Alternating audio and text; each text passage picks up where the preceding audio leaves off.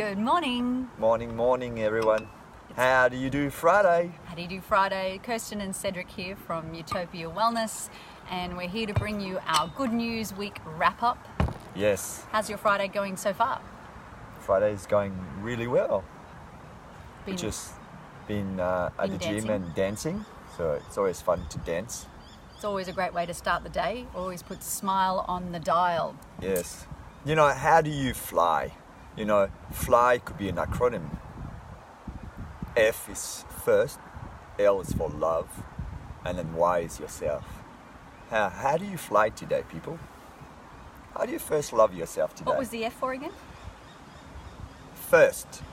First, love yourself. Oh, winning! Fly. Winning. I love How it. do you fly today, people? Oh, very good. I have to write that one down. Yes. Didn't bring my pen with me, but It's all right. We'll definitely remember it. We'll We'll write it post down. in it. We'll post it. We're going to put a post. Fly. First, love yourself. Could you trademark it? What would happen if we all do that? What would happen? Because guys, and we're not talking about the kind of loving yourself that means you don't love other people. It means where you have so much kindness for yourself internally, which means letting go of all the self-judgment. If you let go of all your self-judgment, chances are that outward judgments will also fall away. So what would the world look like if all the judgment fell away? And you look after self. Yep. There you go. Oh, high five. How can Friday be if we all do that any day? Yeah. First, love yourself. Wake up in the morning, look in the mirror and say, I love myself. Maybe start that way, and then it can evolve into something else. What I love is that we're sitting on our water tank again so that we could get the sunshine, and so there's a very slight echo that's coming back up out of the water tank. Oh, it creates a bit of an atmosphere Yeah. of serenity, Yeah. like we're in a cave. All right, I have my list. Okay, I have go my for list. I reviewed the week on the page to see what did you guys engage with the most. What posts did you like and engage with the most?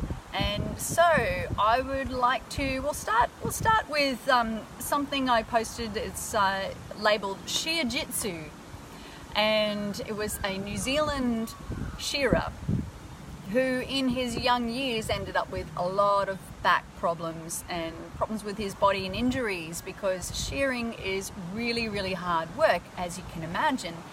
And the doctors all told him they couldn't do anything for him, and he was quite depressed, and you can imagine the sorts of stuff that happened for him because he wasn't able to work. But he decided he needed to look for how he could help himself, and he ended up developing a way that would help himself, but then also help other shearers so that they don't injure themselves. And here's the bonus, it's more respectful for the sheep.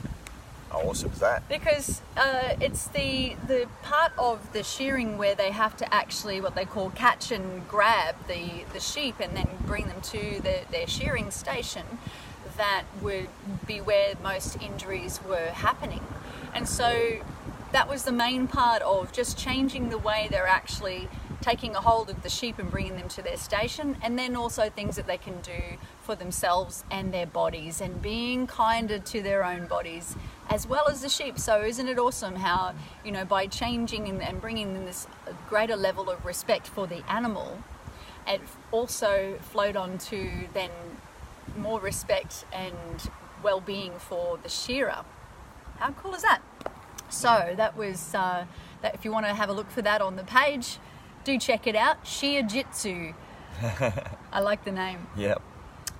This week I went to see a movie called 2040, The Regeneration. It's made by an Aussie guy who also made a documentary called That Sugar Film. You may or may not have seen that one. If you haven't seen that one, put it on your educate yourself in well-being list as well. That Cedric, unfortunately, the time slots, being one of those documentary type things, the time slots were very limited. Cedric didn't get to go with me, But I went along with another mum from school, a naturopath, Chloe Barrow-Cliff. Hi Chloe, thanks for coming with me. And her son Tio came too, and we enjoyed watching the movie. And there was lots of good, sustainable solutions represented in that movie, and his criteria for what could be included in the movie was things that were already begun and already in action somewhere in the world now, not necessarily on a large scale, but definitely running and showing that it was successful already.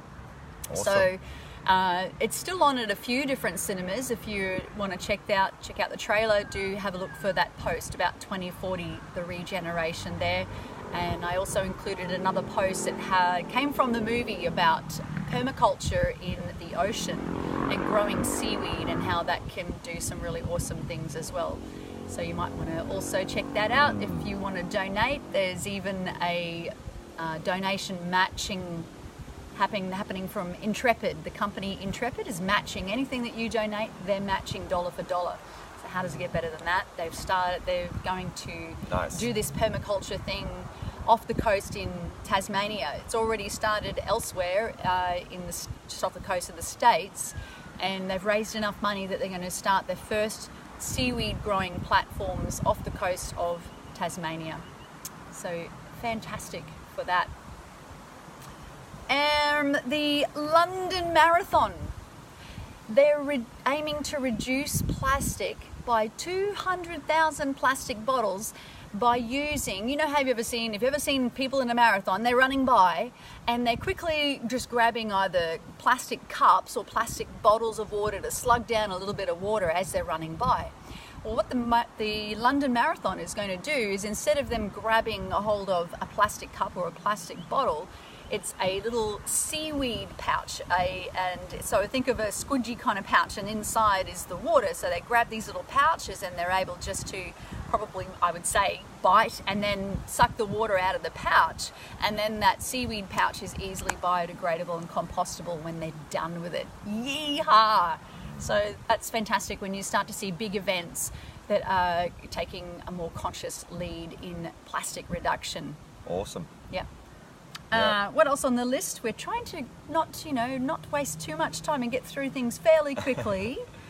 The sun is behind the cloud. The sun's gone behind a cloud. And there's a bit of a breeze, so it's feeling chilly. Here's one that a lot of people liked, and the post has a picture of a horse's face, and it's explaining that energy is our first language, and it's talking from the point of view of the horse, and it's saying energy is actually my first language, and so it doesn't matter what you say, I'm going to be able to read your vibe before anything else. Well, what if, guys, that's actually true for all of us? All animals. And people. We're animals. And so energy is our first language. And what if it's our words and our thinking that obscures that? We've kind of forgotten that in some ways, and some people are really aware of it. And what if that's true for you? So don't even bring to mind. Let's just let go of the mind. And actually, one of the awesome ways that you can come into knowing your first language of energy is by sensing it through your body. Your body's a wonderful sensory barometer. What's true for you will actually make you feel lighter, and anything that's a lie makes you feel heavier. And that's your very first entry level into understanding, oh yeah, I do have this whole other system, and it is perceiving all of this before I even actually then cognitively churn it over and then chew it through with whatever processing's going on up here or what's coming out here. So how could that change your day-to-day living if you started to tune more into your energy awareness? What's true for you will make you feel lighter, and whatever's heavy is a lie. It's not true for you. And what if you use that for your guidance system? You're being very quiet today, Cedric. You're talking a lot, Kirsten. I'm letting you talk. Mick! Mick, G'day, hello. Mick! Yeah. How you doing? Lovely to see you. Hey, Mick, coming to yoga today? Why not? So, Mick, we were just discussing how energy is our first language. And what's true for you is going to make you feel lighter, and what's heavy is a lie. And Mick actually did his Access Bars training with us. And when I do this, it's because the Access Bars are points on the head that when we connect with them, they run a little bit like a bit of a defrag. It definitely helps to clear away excess stuff from this zone so that we can tune more into our energy awareness. That's totally awesome. Isn't it? Yeah, and sometimes we do have pets also that provides us some beautiful energy of loving and nurturing. Yep. And so we just like back and forth without seeing what's happening. We're just sending energy and receiving, and it's wonderful when it's positive. You know, sometimes you do walk in some places where you feel some bad energy and you go, oh, that's a bit weird. And so what energy can we be that will provide us with joy and fun? More ease and joy and glory. All right.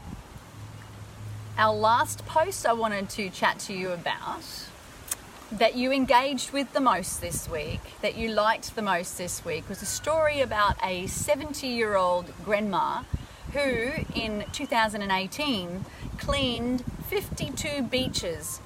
And she watched a documentary that was talking about the problem of the pollution in the oceans and all of the plastics. And she happens to live in Cornwall, and there's a lot of beaches there. And so she decided to go and start doing beach cleanups. And that inspired then her family and some of the townspeople, and together they worked together and they cleaned up 52 beaches last year. How awesome is that? So it just goes to show, guys, it doesn't matter what your age is. You know, she had grandchildren that were out there helping out as well. And then after that, she actually started an initiative called the Final Straw, where she wanted to raise awareness, particularly around drinking straws.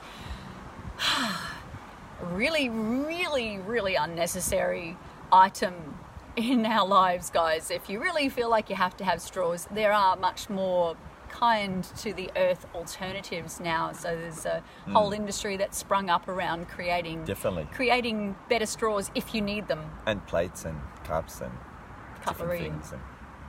On and on. On and on. Yeah.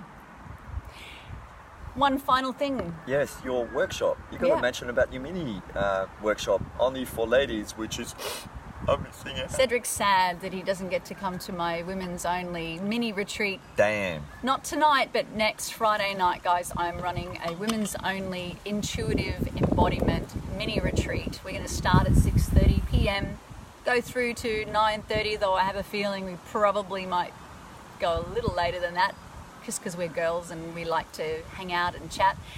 And so if you would like to unlock the effects of rigidity, the busyness of life sometimes can manifest itself in our bodies as rigidity, and especially for women, like that's kind of the antipathy of what we are when we're sitting in our comfortable essence. We're actually a lot softer, and we don't tend to move in ways that are very linear.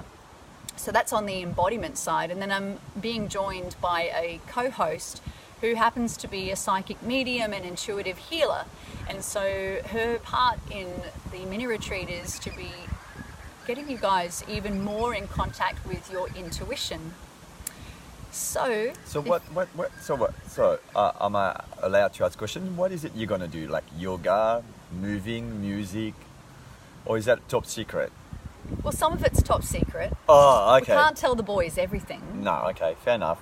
Some of it's going to be stuff that you're really familiar with, and you know, yoga that you probably are really familiar with, and then maybe some stuff will be moving in ways that you're not familiar with.